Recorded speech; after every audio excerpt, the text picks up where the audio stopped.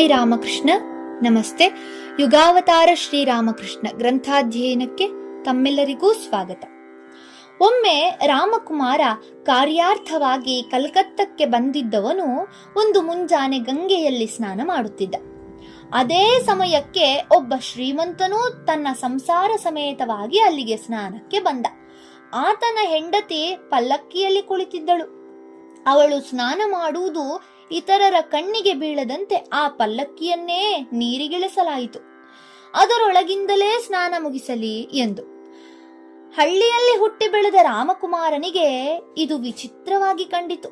ಸ್ತ್ರೀಯರು ಹೀಗೆ ಮರೆ ಮಾಡಿಕೊಂಡು ಯಾರ ಕಣ್ಣಿಗೂ ಬೀಳದಂತೆ ಸ್ನಾನ ಮಾಡುವುದನ್ನು ಅವನು ಕಂಡವನೇ ಅಲ್ಲ. ಬೆರಗುಗಣ್ಣಿನಿಂದ ಆ ಪಲ್ಲಕ್ಕಿಯ ಕಡೆಗೆ ನೋಡುತ್ತಿದ್ದ ರಾಮಕುಮಾರನಿಗೆ ಆ ಮಹಿಳೆಯ ಸುಂದರ ಮುಖ ಮಾತ್ರ ಸ್ವಲ್ಪ ಕಾಣಿಸಿತು. ತಕ್ಷಣ ಒಂದು ನಿಟ್ಟುಸಿರಿನೊಂದಿಗೆ ಅವನಿಂದೊಂದು ಉದ್ಗಾರ ಹೊರಟಿತು. ಆಹಾ, ಯಾವ ಶರೀರವನ್ನು ಇಂದು ಯಾರ ಕಣ್ಣಿಗೂ ಬೀಳದಂತೆ ಎಚ್ಚರಿಕೆಯಿಂದ ನೋಡಿಕೊಳ್ಳಲಾಗುತ್ತಿದೆಯೋ ಅದೇ ಶರೀರಕ್ಕೆ ನಾಳೆಯ ದಿನ ಬೆಳಗ್ಗೆ ಈ ಗಂಗೆಯಲ್ಲೇ ಎಲ್ಲರ ಕಣ್ಮುಂದೆ ಶವಸ್ನಾನವಾಗುವುದಲ್ಲ. ಈ ಉದ್ಗಾರ ಪಕ್ಕದಲ್ಲಿದ್ದ ಶ್ರೀಮಂತನಿಗೆ ಕೇಳಿಸಿತು. ಅವನಿಗೆ ಅಚ್ಚರಿ, ಕೋಪ ಎರಡೂ ಉಕ್ಕಿ ಬಂದುವು. ಜಕ್ಕ ಜೌವನೆಯಾದ ತನ್ನ ಹೆಂಡತಿ, ಕಾಯಿಲೆಯ ಸೂಚನೆಯೇ ಇಲ್ಲದವಳು, ರಾತ್ರಿ ಬೆಳಗಾಗುವುದರೊಳಗೆ ಸಾಯುವಳೆಂದರೇನರ್ಥ? ಶ್ರೀಮಂತ ಮನದಲ್ಲೇ ನಿರ್ಧಾರ ಮಾಡಿದ. ಈ ಬಗೆಯ ಅಪ್ರಿಯ ಮಾತನ್ನಾಡಿದ ಅಧಿಕ ಪ್ರಸಂಗಿಗೆ ಸರಿಯಾದ ಪಾಠ ಕಲಿಸಬೇಕು ಎಂದು ರಾಮಕುಮಾರನನ್ನು ಒತ್ತಾಯದಿಂದ ತನ್ನ ಮನೆಗೆ ಕರೆದೊಯ್ದು ಆ ರಾತ್ರಿ ತನ್ನಲ್ಲೇ ಉಳಿಸಿಕೊಂಡ. ಆದರೆ ಮರುದಿನ ಬೆಳಗ್ಗೆ ಆತ ರಾಮಕುಮಾರನನ್ನು ಸುಮ್ಮನೆ ಬಿಟ್ಟು ಬಿಡಬೇಕಾಯಿತು. ಆಗಬಾರದ್ದು ಆಗಿ ಹೋಗಿತ್ತು. ರಾಮಕುಮಾರ ಸ್ವತಃ ತನ್ನ ಹೆಂಡತಿಯ ಕುರಿತಾಗಿ ಹೇಳಿದ್ದ ಒಂದು ಮಾತು ಕೂಡ ಸತ್ಯವಾಯಿತು. ಅವನ ಹೆಂಡತಿಯಲ್ಲಿ ಅನೇಕ ಮಂಗಳಕರ ಲಕ್ಷಣಗಳಿದ್ದುವು. ಮದುವೆಯಾಗಿ ಬಂದಾಗ ಅವಳಿಗಿನ್ನೂ 7 ವರ್ಷ ವಯಸ್ಸು. ಅವಳು ಹೊಸ್ತಿಲೊಳಗೆ ಕಾಲಿಟ್ಟಂದಿನಿಂದ ಮನೆಯ ಭಾಗ್ಯ ಕುದುರತೊಡಗಿತು. ಕ್ಷುದಿರಾಮನ ಸೋದರಳಿಯನಾದ ಮೇದಿನೀಪುರದ ರಾಮಚಾಂದ ತಿಂಗಳೂ ಸಹಾಯಧನ ಕಳಿಸಲು ಪ್ರಾರಂಭಿಸಿದ್ದು ಆಗಿನಿಂದಲೇ. ಮನೆಗೆ ಭಾಗ್ಯಲಕ್ಷ್ಮಿಯಾಗಿ ಬಂದ ಸೊಸೆ ಮನೆ ಮಂದಿಯ ಪ್ರೀತಿಗೆ ಪಾತ್ರಳಾಗುವುದು ತೀರಾ ಸಹಜವೇ. ಅಲ್ಲದೆ ರಾಮಕುಮಾರನ ಈ ಪುಟ್ಟ ಮಡದಿ ಆ ಮನೆಗೆಲ್ಲ ಒಬ್ಬಳೇ ಸೊಸೆ. ಆದ್ದರಿಂದ ಎಲ್ಲರೂ ಅವಳನ್ನು ಬಹಳವಾಗಿ ಮುದ್ದು ಮಾಡಿದರು. ಅತಿಯಾದ ಮನ್ನಣೆ ಮನುಷ್ಯನ ತಲೆ ತಿರುಗಿಸುತ್ತದೆಯಂತೆ. ಹಾಗೆಯೇ ಅತಿಯಾದ ಮುದ್ದು ಮಕ್ಕಳ ತಲೆಯನ್ನೂ ತಿರುಗಿಸುತ್ತದೆ.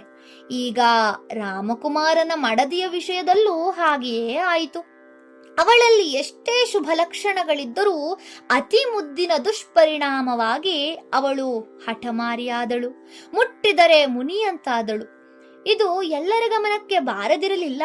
ಆದರೆ ಬಹುಶಃ ಅತಿ ಮುದ್ದು ಮಾಡುವವರು ಬುದ್ಧಿ ಹೇಳುವ ಶಕ್ತಿಯನ್ನು ಕಳೆದುಕೊಳ್ಳುತ್ತಾರೆಂದು ಕಾಣುತ್ತದೆ. ಈ ಪುಟ್ಟ ಹುಡುಗಿಯ ಹಠಮಾರಿತನವನ್ನು ಕಂಡೂ ಕೂಡ ಅವಳಿಗೆ ಸಕಾಲದಲ್ಲಿ ಬುದ್ಧಿ ಹೇಳಿತಿದ್ದಲು ಒಬ್ಬರಾದರೂ ಮುಂದಾಗಬೇಕಲ್ಲ. ಇರಲಿ, ಎಷ್ಟಾದರೂ ಅವಳು ಮನೆಗೆ ಸೌಭಾಗ್ಯ ತಂದು ಕೊಟ್ಟವಳಲ್ಲವೇ ಎಂದು ಎಲ್ಲರೂ ಸಹಿಸಿಕೊಂಡು ಸುಮ್ಮನಿರುವವರೇ. ಹುಡುಗಿ ಹಾಗೆಯೇ ಬೆಳೆದು ದೊಡ್ಡವಳಾದಳೆನ್ನಿ. ಆದರೆ ಅವಳು ಬದುಕಿದ್ದುದು ತನ್ನ 35ನೆಯ ವಯಸ್ಸಿನವರೆಗೆ ಮಾತ್ರ. ರಾಮಕುಮಾರ ಬಹಳ ವರ್ಷಗಳ ಹಿಂದೆಯೇ ಒಂದು ದಿನ ಹೆಂಡತಿಯ ಜಾತಕ ನೋಡಿ ಭವಿಷ್ಯ ನುಡಿದಿದ್ದ. ಇವಳೇನಾದರೂ ಗರ್ಭಿಣಿಯಾದರೆ ಅದೇ ಅವಳ ಮೃತ್ಯು ಎಂದು. ಆದರೆ ಅವಳು ಬಹಳ ವರ್ಷಗಳವರೆಗೆ ಗರ್ಭ ಧರಿಸಲೇ ಇಲ್ಲ. ಇದನ್ನು ನೋಡಿ ಎಲ್ಲರೂ ಅವಳನ್ನು ಬಂಜೆ ಎಂದುಕೊಂಡರು. ಆದರೆ 35ನೆಯ ವಯಸ್ಸಿಗೆ ಅವಳು ಗರ್ಭ ಧರಿಸಿಯೂ ಆಯಿತು. ಸಕಾಲದಲ್ಲಿ ಒಂದು ಸುಂದರವಾದ ಗಂಡು ಮಗುವಿಗೆ ಜನ್ಮ ಕೊಟ್ಟೂ ಆಯಿತು, ಪ್ರಾಣ ಬಿಟ್ಟೂ ಆಯಿತು. ಹೀಗೆ ರಾಮಕುಮಾರನ ಭವಿಷ್ಯವಾಣಿ ಇಲ್ಲಿಯೂ ದಿಟವಾಯಿತು.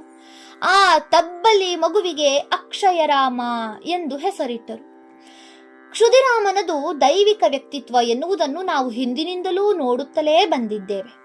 ಅವನ ಪತ್ನಿಯೂ ಕೂಡ ಈ ವಿಷಯದಲ್ಲಿ ಕಡಿಮೆಯವಳೇನಲ್ಲ.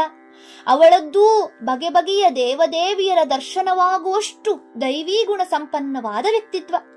ದೇವದೇವಿಯರ ದರ್ಶನ ಮಾಡಲು ಸಾಕಷ್ಟು ಆಧ್ಯಾತ್ಮಿಕ ಸಾಧನೆ ಮಾಡಿರಬೇಕಾಗುತ್ತದೆ. ಆದರೆ ಚಂದ್ರಮಣಿ ಪತಿಯೊಂದಿಗೆ ನಿಷ್ಠೆಯಿಂದಿದ್ದು ಸರಳ ಹೃದಯದಿಂದ ಗೃಹ ಕೃತ್ಯಗಳನ್ನು ಮಾಡಿಕೊಂಡು ಬರುತ್ತಿದ್ದುದನ್ನು ಬಿಟ್ಟರೆ ಅವಳು ಇನ್ನಾವುದೇ ಸಾಧನೆ ಮಾಡಿದ ಸಂಗತಿ ತಿಳಿದು ಬರುವುದಿಲ್ಲ. ಹೀಗಿರುವಾಗ ಅವಳಿಗೆ ದೇವದೇವಿಯರು ದರ್ಶನ ಕೊಡುತ್ತಿರಬೇಕಾದರೆ ಅವಳಲ್ಲಿ ಅಂಥದ್ದೇನಿರಬಹುದು? ಅವಳು ಜನ್ಮಾಂತರದಲ್ಲಿ ಮಾಡಿದ ಸಾಧನಾ ವಿಶೇಷ ಎಂದುಕೊಳ್ಳಬೇಕಾಗುತ್ತದೆ. ಅವಳಿಗೊಮ್ಮೆ ಮಹಾಲಕ್ಷ್ಮಿಯ ದರ್ಶನವಾದ ಬಗೆ ತುಂಬಾ ಸ್ವಾರಸ್ಯವಾಗಿದೆ. ಆ ಘಟನೆಯನ್ನು ಮುಂದಿನ ಸಂಚಿಕೆಯಲ್ಲಿ ನೋಡೋಣ. ಧನ್ಯವಾದಗಳು. ಜೈ ಶ್ರೀಮಾತಾ.